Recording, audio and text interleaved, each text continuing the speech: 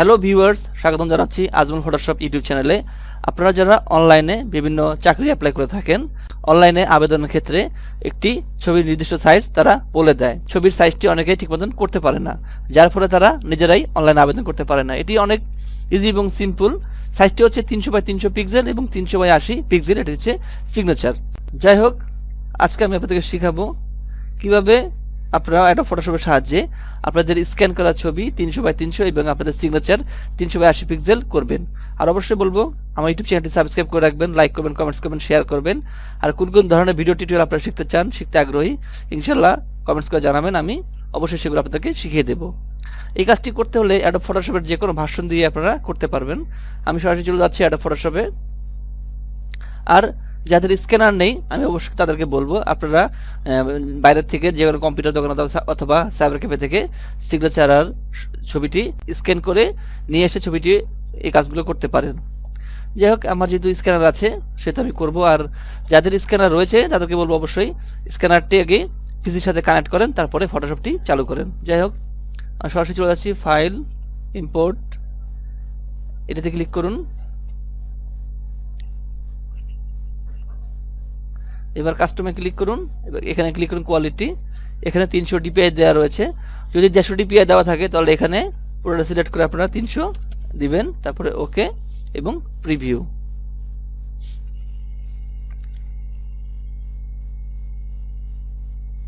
আচ্ছা, প্রিভিউ আসার পরে এটি ক্যান্সেল করে দিন, যেহেতু আমরা পুরো দেখতে পেরেছি।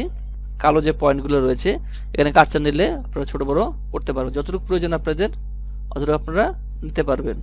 তারপরে স্ক্যানে ক্লিক করুন।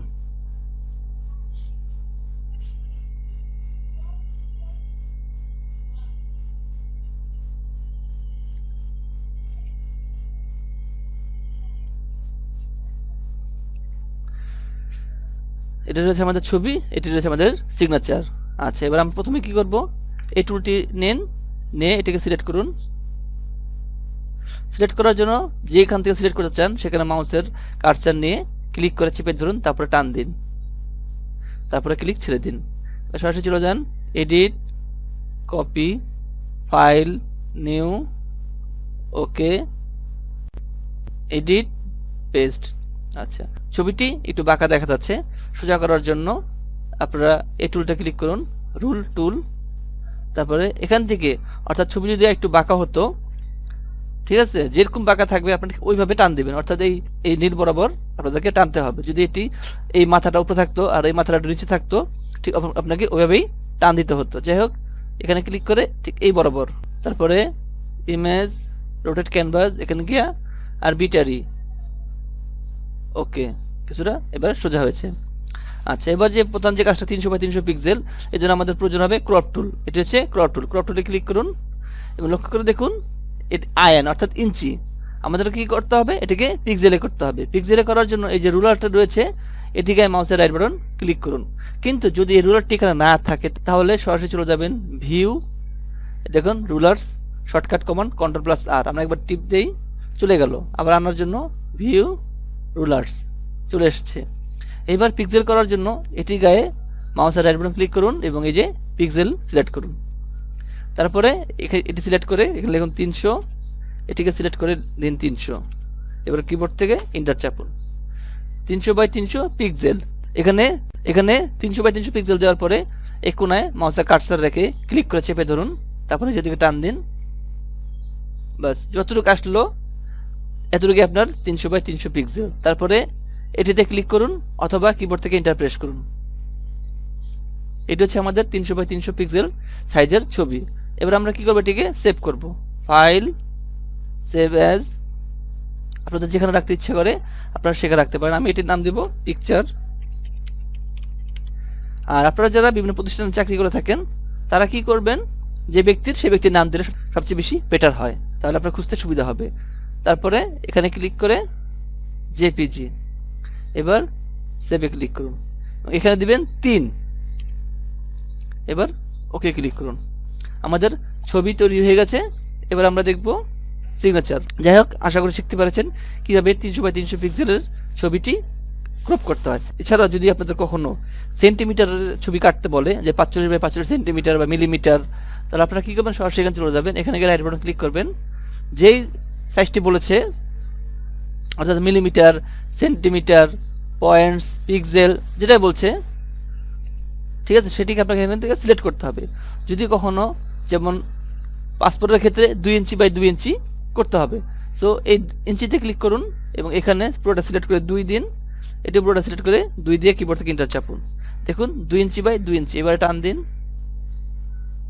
এন্টার প্রেস করুন, এটি 2 ইঞ্চি বাই 2 ইঞ্চি হয়েছে। আবার যদি কখনো 45 বাই 45 মিলিমিটার প্রয়োজন হয়, তো এটিকে রাইট বাটন ক্লিক করুন, সেন্টিমিটার বা মিলিমিটার, সেন্টিমিটার দিলাম, এখানে দিন 100, এখানে দিন 100, জাস্ট এটা বোঝানোর জন্য। কিবোর্ড থেকে এন্টার প্রেস করুন, এবার টান দিন, তারপরে এটি ক্লিক করুন,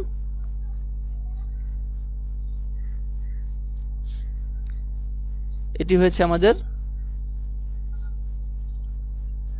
100 বাই 100 সেন্টিমিটারের একটা ছবি। আশা করি এটি বুঝতে পেরেছেন। যাই হোক, এখন এটি ক্লোজ করে দিই। এখন আমরা চলে যাবো সরাসরি সিগনেচারের কাছে। আমাদের সিগনেচারটি একটু বাঁকা রয়েছে, এটিকে সোজা করতে হবে। সোজা করার জন্য আবার সে রোলার টুলটি নিয়ে আসুন, এনে এই বরাবর টান দিন, ইমেজ, রোটেট, আরবিটারি, ওকে। পুনরায় ক্রপ টুল নিন এবং এখানে গিয়ে রাইট বাটন ক্লিক করে পিক্সেল সিলেক্ট করুন 300 এবং এখানে হচ্ছে 80। কিবোর্ড থেকে এন্টার চাপুন, এটা সিলেক্ট করুন,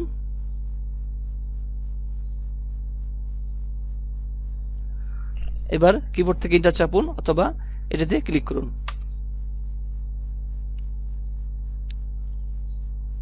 এখানে ডবল ক্লিক করে জুমটি স্বাভাবিক বড় হবে আর কি।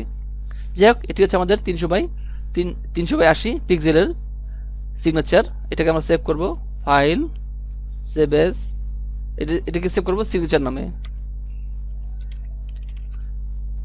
এবার সেভে ক্লিক করুন এবং 3 দেওয়াই রয়েছে, ওকেতে ক্লিক করুন।